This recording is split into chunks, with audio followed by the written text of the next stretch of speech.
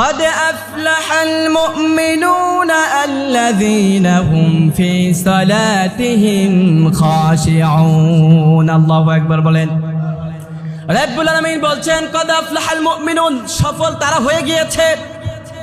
এই কদে শব্দটা আল্লাহ তাআলা বর্তমান কালবাচক ক্রিয়া তিনি ব্যবহার করেন নাই, ভবিষ্যৎকালকে ব্যবহার করেন নাই, আল্লাহ অতীত কালবাচক শব্দ দিয়েছেন। তার মানে হচ্ছে তোমরা যদি ঈমান আনো তোমরা বর্তমানে সফল হবা না, ভবিষ্যতে সফল হবা এটাও না। তোমরা যারা ঈমান এনেছো অতীতকালেই তোমরা সফল হয়ে গিয়েছো। সুবহানাল্লাহ বলতে পারলে না? অতীতকালে যারা ঈমান এনেছে, ফেরাউন ঈমান এনেছিল নাকি? আসতে বলেন কেন? বনি ইসরাঈলরা যারা মুসা আলাইহিস সালাতু ওয়াস সালামের হাতে হাত রেখে, বনি ইসরাঈলরা যারা মুসা আলাইহিস সালাতু ওয়াস সালামের ধর্মকে গ্রহণ করেছিল, আল্লাহ তাআলা তাদেরকে সফলতা দান করেছেন। কিন্তু যারা মুসা আলাইহিস সালাতু ওয়াস সালামের